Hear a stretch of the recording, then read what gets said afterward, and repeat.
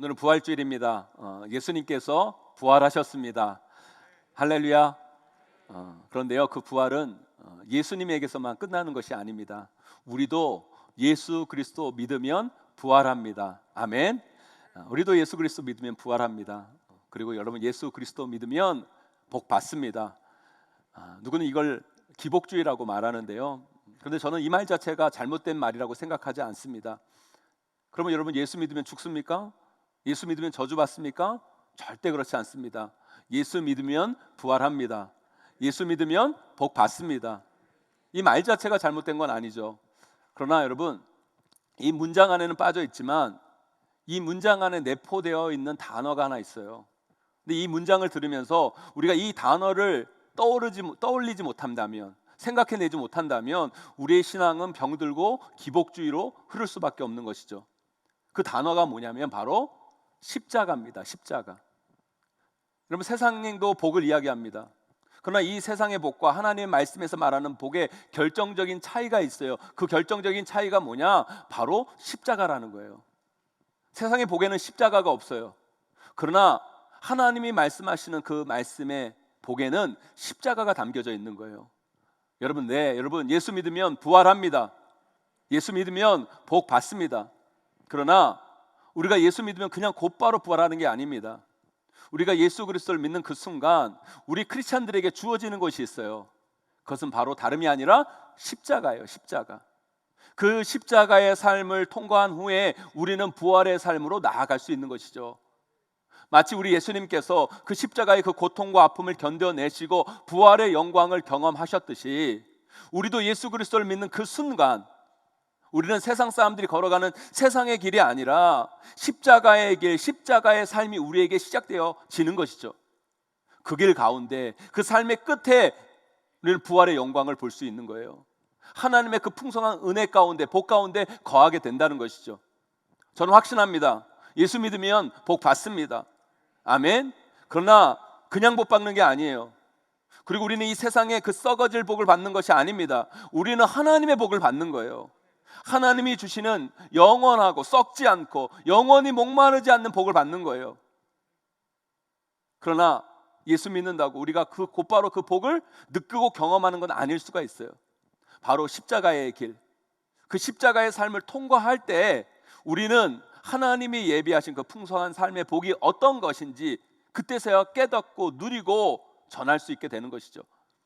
사랑하는 성도 여러분, 하나님이 주시는 복을 받기 원하십니까? 여러분 모두 행복하기를 원하세요, 여러분? 그렇다면 우리는 먼저 십자가를 생각할 수 있어야 돼요. 이 십자가의 삶, 십자가의 길을 기억하셔야 된다는 거예요. 우리 크리스찬의 삶에 십자가가 빠진 부활은 없습니다. 십자가가 빠진 복은 가짜예요. 그래서 우리는 하나님이 주신 그 풍성한 은혜와 복을 경험하기 위해서는 반드시 그 십자가의 삶으로 나아가야만 합니다. 오늘 말씀에서 우리 예수님도 무리들에게 동일한 말씀을 하고 계시잖아요. 우리가 오늘 본문으로 읽지 않았지만 오늘 말씀 바로 앞에 누가복음 9장 22절에 이런 말씀이 있어요. 우리 함께 읽어보도록 하겠습니다. 함께 있습니다. 시작.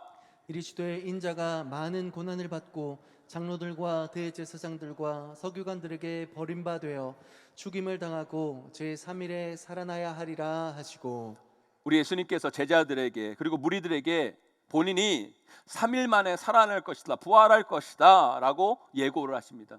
부활할 것이다.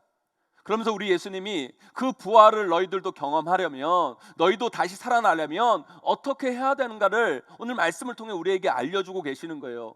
그게 바로 23절의 말씀입니다. 우리 23절 말씀 함께 읽어보도록 합니다. 함께 있습니다. 시작. 또 무리에게 이르시되 아무든지 나를 따라오려거든 자기를 부인하고 날마다 제 십자가를 지고 나를 따를 것이니라. 아멘. 아멘. 그 부활의 예수님을 따라가기 위해서 어떻게 해야 되는가? 그 십자가를 따라가야 된다라고 말씀하시는 거예요. 바로 십자가예요. 사랑하는 성도 여러분, 그 십자가의 능력을 믿는 우리는 부활합니다. 우리는 반드시 하나님의 복을 받게 될 거예요. 그러나 그곳에 그냥 도달하는 것이 아니에요. 거기에 도달하기 위해서는 예수님이 걸어가신 그 십자가의 길을 우리도 걸어가야 되는 거예요. 우리가 예수 그리스도를 믿는 그 순간, 예수 그리스도 믿는 사람들에게 주어진 그 십자가의 길, 십자가의 여정이 반드시 시작되는데요, 그 길을 잘 걸어가야 우리는 그 길 가운데 하나님의 영광, 그 부활, 하나님의 놀라우신 풍성한 복을 경험하게 될 수 있는 것이죠. 그렇다면 우리가 걸어가야 하는 십자가의 길, 십자가의 삶이라는 것은 과연 뭘까요? 어떻게 사는 것이 십자가의 삶을 사는 것이고 우리가 어떤 길을 걸어가야 십자가의 길을 걸어가는 것일까요?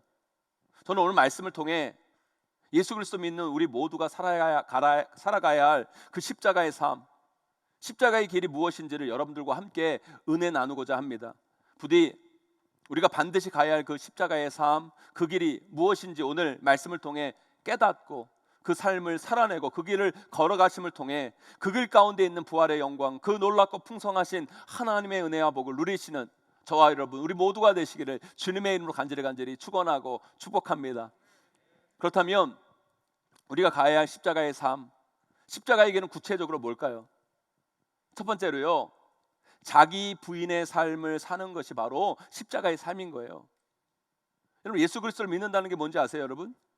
십자가에서 내가 죽는 것을 의미하는 거예요. 우리 갈라디아서 2장 20절 말씀 함께 읽어보도록 하겠습니다. 함께 있습니다. 시작. 내가 그리스도와 함께 십자가에 못 박혔나니 그런즉 이제는 내가 사는 것이 아니요 오직 내 안에 그리스도께서 사시는 것이라. 이제 내가 육체 가운데 사는 것은 나를 사랑하사 나를 위하여 자기 자신을 버리신 하나님의 아들을 믿는 믿음 안에서 사는 것이라. 아멘. 여러분, 믿음이 뭡니까? 내가 십자가에 못 박히는 거예요. 내가 죽는 거예요. 내가 죽어야 예수님이 내 안에서 살아나시고 그래야 우리가 예수님을 믿을 수 있는 거예요. 여러분, 이 세상에 수많은 우상이 있지만 그 중에 최고의 우상이 있어요. 최고의 우상, 우리가 정말 끊어내기 어렵고 우리가 가장 무서워해야 하고 가장 우리가 버리기 어려운 우상이 있어요. 그게 뭔지 아십니까, 여러분? 부처도 아니고 조상신도 아니고 돈이라는 우상도 아니에요, 여러분. 세상에서 우리가 가장 버리기 어려운 우상은 바로 자기라는 우상이에요. 자기. 여보 자기 할 때 자기 말고요. 나 자기, 나. 자기 숭배. 자기 우상이라는 걸 정말 우리 삶에서 정말 제일 깨기 어려운 우상인 거예요. 한마디로 자기 숭배죠. 왜? 자기 소개란에 보면 종교란이 있잖아요. 그 종교란에 많은 사람들이 이렇게 적습니다. 무교 이렇게 적어요. 여러분, 그렇게 쓰는 사람들 모두 무교 아니에요. 여러분, 착각하지 마세요, 여러분. 그 사람들 거기다가 무교라고 쓰면 안 돼요, 여러분. 다 이렇게 써야 돼요. 자기교. 자기교 써야 돼요, 여러분.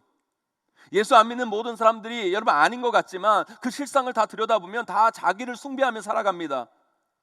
우리가 지금은 이렇게 하나님께 예배를 드리지만 우리도 예수 믿기 전에는요 다 자기를 예배하며 산 거예요. 자기를 숭배하며 사는 거죠. 여러분, 자기를 숭배한다는 게 뭐예요, 여러분? 사람들은 다 자기가 가고 싶어하는 길이 있어요. 자기가 살고 싶어하는 삶이 있어요. 자기가 원하는 것이 있는 거예요.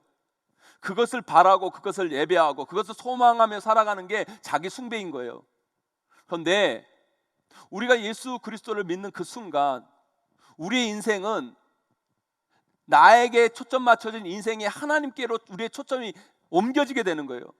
이제는 내가 원하는 길이 아니라 하나님이 원하시는 길, 내가 바라는 삶이 아니라 하나님이 바라시는 삶이 우리 삶 가운데 생겨버린 거라는 거죠. 그런데요, 아직 이 둘 사이에 괴리가 있어요. 다른 거예요. 내 안에 아직 죄성이 남아있어서 나는 이걸 하고 싶은데, 나의 자아는 이걸 하고 싶은데 하나님은 이걸 하라고 하시는 거예요.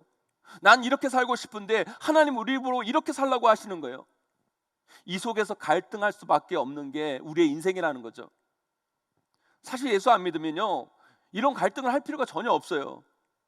그냥 지좋을 대로 하고 살면 끝나니까 그럴 필요가 없는데, 우리가 예수 그리스도를 믿는 그 순간 이 고민이 시작되는 거예요. 이 괴리가 시작되는 거예요. 그런데 우리가 하나님이 주시는 그 풍성한 은혜와 복 가운데 나아가기 위해서는 먼저 나의 삶, 나의 길을 부인하는 게 필요하다는 거예요.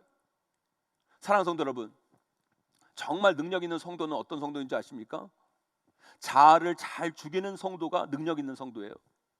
어떤 목사님들이 능력 있는 목사님인 줄 아세요? 설교 잘하고 부흥시키고 이런 목사님이 능력 있는 목사님이 아닙니다. 자기 자아를 날마다 잘 죽이는 목사님, 이런 목사님들이 정말 훌륭한 목사님인 거예요. 그래서 우리가 이런 찬양하잖아요.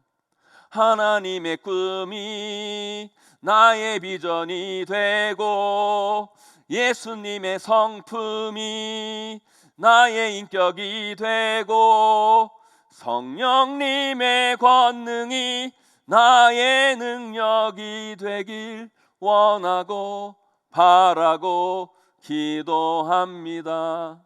여러분, 맞아요. 여러분, 하나님의 꿈이 나의 비전이 되고 예수님의 성품이 나의 인격이 되고 성령님의 권능이 나의 능력이 돼야 돼요. 여러분, 많은 크리스찬들이 예수 그리스도를 믿는다고 말은 하는데 왜 무능한지 아세요? 왜 능력이 안 나타나는 줄 아십니까? 자기를 못 죽이니까, 자기를 안 죽이니까.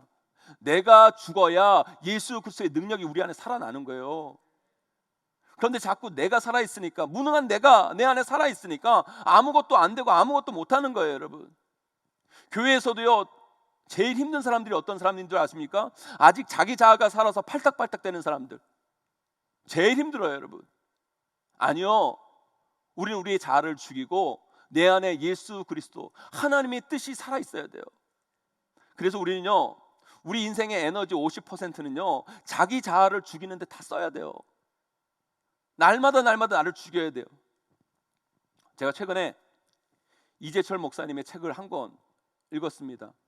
교계에서 아주 존경받는 목사님이시고 아주 신사, 아주 점잖은 목사님이시고 최근에 그 아들이 또 무슨 오디션 프로그램에 나와서 1등을 해가지고 그 목사님이 참 이슈가 됐는데요. 저는 그 목사님 그 표정이나 얼굴이나 되게 점잖고 되게 이게 뭐라 그럴까, 뭐 인격적인 모습이어서 정말 저분이 젊었을 때 저랬을까 꿈에도 생각하지 못했는데요. 그 목사님이 목사 되기 전에는 정말 나쁜 남편이었더만요.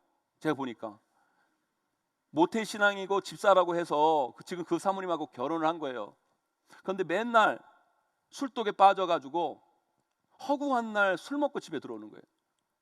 그리고 술 안 먹고 들어온 날이 있는데, 술 안 먹고 들어온 날은 술을 안 먹는 게 아니라 술 친구들 집으로 데려오겠다는 거예요. 술 친구들 집에 데려와서 집에서 술판을 벌였다는 거예요. 진짜 지금 그런 남편이 있으면 부인한테 뼈도 못 치를 거예요. 좋은 시대 태어나가지고 하여튼 막무가내 짓을 한 거예요. 게다가 그 부인이 이게 성악을 전공했는데, 남자들 왜 술 먹으면 친구들이나 사람들 앞에서 막 객기를 부리잖아요. 그러니까 친구들이랑 막 술을 먹다가 자기 부인 노래 잘한다고 막 객기를 막 부리면서 술집으로 부인을 부린다는 거예요. 그 부인이 와가지고 술집에 앞에서 그 친구들 앞에서 노래를 부르는 거예요. 이렇게 못돼 처먹은 남편이 어디 있어요, 여러분? 그리고 더 나쁜 건 뭔지 아세요, 여러분? 새벽 1시, 2시 술 먹고 들어오면 조용히 문 열고 들어와가지고 곱게 쳐자야 될 거 아니에요. 그런데 꼭 초인종을 누른대요. 초인종을 눌러서 부인이 깨워줘야 된다는 거예요. 깨워주는 거 열어줘야 된다는 거예요. 열어주면 끝나는 게 아니라 꼭 술 먹고 와가지고 그냥 자야 되는데 밥까지 차려주고 밥을 먹어야 잠을 자기가 잤대요. 저는 그러고 보면 참 좋은 남편이에요. 제가 보면 진짜 저 같은 남편 없어요, 진짜. 그런데 이 사모님은요, 이걸 또 아무 말 없이 다 해줬다는 거예요, 멍청이처럼. 그래서 이 목사님은 원래 자기 아내는 그런 사람인 줄 알았대요. 원래부터 하나님께서 착하게 만드시고 성품이 좋고 믿음이 좋아가지고 그거를 다 감당해 줬다고 그렇게 생각을 했대요. 그런데 어느 날, 그날도 이분이 술에 잔뜩 취해가지고 집에 들어가는데, 그날은 갑자기 집 앞에서 주머니에 손이 갔다는 거예요. 근데 그 주머니 안에 집 열쇠가 잡혀가지고 자기도 모르게 문을 자기가 열고 들어갔다고 그러더라고요. 그래서 문을 열고 집에 딱 들어가니까 집안의 모든 불은 다 꺼져 있고, 또 이렇게 부부방에 딱 들어가니까 거기도 불이 꺼져 있는데 스탠드는 켜져 있고, 이 사모님은 남편을 기다리다가 지쳐가 책상에서 엎드려 이렇게 자고 있었다는 거예요. 근데 그 옆에 한 켠에 눈물인지 물인지 흘러가지고 글자가 번진 노트 한 권이 이렇게 펼쳐져 있었다는 거예요. 그날따라 괜시리 이 노트를 그분이 보고 싶었대요. 그래서 그것을 쫙 빼다가 펼쳐서 읽었는데 그 안에 이런 글이 적혀 있었다고 그래요. 나는 오늘도 버스를 타고 수일이 너머로 갔다. 시골길을 하염없이 걸으면서 오늘도 어김없이 죽음을 생각했다. 약을 먹고 죽을까? 아니면 손목을 그어 죽을까? 그러나 그것은 내가 취할 길이 아님을 나는 다시 한 번 더 확인하고 되돌아왔다. 나를 살리기 위해 십자가에서 돌아가신 주님께서 주님의 뜻을 위해 내게 주신 남편이므로 나는 사랑해야만 한다. 나는 할 수 없지만 주님께서 사랑하라 명령하심으로 나는 사랑해야만 한다. 주님 도와주세요. 나의 약함을 주님께서 잘 아시잖아요. 주님 제발 저를 도와주세요. 이렇게 적혀 있었다라는 거예요. 근데 이 목사님이요, 자기가 여태까지 인생을 살면서 가슴에서 울리는 그렇게 큰 북소리를 자기 인생에서 처음 들어봤다는 거예요. 그 글을 읽는데 자기 가슴에서 막 북소리가 난다는 거예요. 그 사건으로 인해 이 이재철 이분의 삶이 바뀌고 이분이 교회 생활을 충실히 하게 되고 신학 공부를 하게 되고 목회자가 되어서 목사로서 사역을 시작하게 되었다. 이게 계기가 되어서 자기 하나님 앞에 쓰임받는 인생으로 거듭나게 되었다라는 글을 제가 본 적이 있습니다. 여러분, 처음부터 믿음 좋은 사람 없어요. 매일 자기 자아의 소리는요 죽음을 이야기했어요. 약을 먹고 죽을까? 손목을 그어 죽을까? 그러나 그것은 하나님이 원하시는 소리, 하나님이 원하시는 삶이 아니었다는 거예요. 하나님은 사랑하라고 하십니다. 그렇게 매일매일 날마다 나를 죽이고 하나님이 원하시는 길로 나아갈 때 그의 삶, 그의 가정이 달라진다는 거죠. 그 안에 자기 부인의 삶, 그것을 포기하지 않고 그 자기 부인을 날마다 해 나갔을 때 결국에 이것이 남편을 바꾸고 이것이 사모님의 삶을 바꾸고 그의 가정을 온전하고 행복한 가정으로 이끌었다는 거예요. 사랑하는 성도 여러분, 사탄이 왜 그렇게 나쁜 놈인 줄 아세요, 여러분? 이 사탄은요 자기 손에는 피 한 방울 안 묻히고 이기려고 하기 때문에 이 사탄이 나쁜 놈인 거예요. 우리 자아에 이 사탄의 소리를 자꾸 심습니다. 우리가 듣지 말아야 하고 하지 말아야 할 소리를 불러넣어서 우리의 인생을 패망으로 이끄는 게 사탄의 전략이에요, 여러분. 그때 우리는 이렇게 선언해야 돼요. 사탄, 너 까불지 마. 너는 이미 십자가에서 죽은 놈이야. 너 까불지 마. 네가 자극한 나의 자아도 이미 십자가와 함께 죽었어. 이제 내 안에 나는 죽고 예수 그리스도께서 살아계셔. 우리는 날마다 나의 자아의 소리, 이 사탄의 소리를 들을 때마다 이렇게 선언하고 선포하셔야 되는 거예요. 이게 참 중요합니다. 우리 삶의 승리는 이 선언, 이 선포에서 시작되는 거예요, 여러분. 사랑하는 성도 여러분, 지금 여러분 자아의 소리는 무엇입니까? 지금 여러분들은 어떤 소리를 듣고 계십니까? 이 절망적인 현실과 상황 속에서 죽어라, 포기해라, 욕망을 쫓아 살아가라, 이런 이야기가 들려오십니까? 그걸 부인하셔야 돼요. 그걸 거부하셔야 돼요. 그걸 죽이셔야 돼요. 그리고 하나님의 소리를 들으세요. 피투성이가 돼도 살아야 한다. 포기하지 마라. 사랑해야 된다. 두려워하지 마라. 염려하지 마라. 소망을 품고 나아가라. 부활의 승리를 바라봐라. 여러분, 이 하나님의 소리를 듣고 하나님이 원하시는 삶을 살아내셔야 됩니다. 결국 그것이 여러분의 인생을 부활로 이끄는 거예요. 그것이 여러분의 삶을 풍성한 하나님이 예비하신 그 은혜와 복으로 이끈다는 거예요, 여러분. 사랑하는 성도 여러분, 이 자기 부인의 삶, 바로 이 십자가의 삶을 반드시 여러분 살아내셔서 주님이 이끄시는 그 부활의 삶, 복된 삶으로 나아가시는 저와 여러분, 우리 모두가 다 되시기를 주님의 이름으로 간절히 축원합니다. 두 번째로요, 자기 사명의 삶을 사는 것이 바로 십자가의 삶인 거예요. 우리 오늘 말씀 23절 다시 한번 읽어보도록 하겠습니다. 함께 있습니다. 시작. 또 무리에게 이르시되 아무든지 나를 따라오려거든 자기를 부인하고 날마다 제 십자가를 지고 나를 따를 것이니라. 아멘. 우리가 예수 그리스도를 믿는 그 순간 우리가 짊어져야 하고 우리가 매야 하는 십자가가 생겨요. 그 십자가를 지고 가는 삶, 그것은 우리가 다른 말로 말하면 사명이라는 거죠. 사명. 우리 크리스찬들에게는 반드시 사명이 있어요. 목사님 저뿐만 아니라 여러분 한 사람 한 사람에게 하나님께 주신 인생의 사명들이 있다는 거예요. 이것이 이 사명을 감당하고 살아가는 삶, 이것이 바로 십자가의 삶인 거예요. 그런데 우리는요 착각합니다. 그걸 되게 부담스럽게 여겨요. 그걸 참 힘들게 여길 때가 많이 있어요. 그래서 그것을 거부합니다. 그것을 자꾸 피하려고 해요. 아니요, 오히려 여러분 그 십자가가 우리를 살리는 거예요. 그 십자가 우리를 살리는 거가 될 수 있는 거예요. 그게 있어야 우리가 하나님이 원하시는 온전한 삶으로 나아가게 되는 거예요. 인도의 성자라는 선다싱의 이야기를 우리가 잘 알잖아요. 이 선다싱이 티벳으로 복음을 전하러 가고 있을 때 마치 함께 가는 여행자가 있어서 같이 동행했다고 그래요. 그런데 그 티벳 고원, 그 얼어 죽을 듯한 추위와 눈보라, 그 고산지대에 그 열악한 환경을 헤치며 나아가니까 너무 힘든 거예요. 근데 얼마 안 가다 보니까 어떤 한 사람이 산비탈에 미끄러져 떨어져서 거의 죽게 된 것을 이 두 사람이 목격하게 된 거죠. 근데 같이 동행한 사람은 아니 지금 나도 죽게 생겼는데 지금 내가 누구를 신경 쓰냐고, 그래서 그냥 먼저 가버렸대요. 근데 이 썬다싱은 그렇게 못하는 거예요. 아니 자기가 영혼을 살리기 위해서, 영혼을 구원하기 위해 복음 전도하러 가는 그런 사람이 어떻게 사람이 죽어가는데 그 사람을 놓고 갈 수 있겠냐. 죽어도 좋다 생각하고 그곳에 내려가서 쓰러진 사람을 업고 힘을 다해 나아간 거예요. 눈은 막 내리고 바람은 불고 춥고 게다가 사람까지 업고 가니까 얼마나 힘들겠어요. 힘이 드니까 막 몸에서는 땀이 나고 그렇게 한 걸음 한 걸음 걸어가다 보니까 너무너무 지쳐 있는 거예요.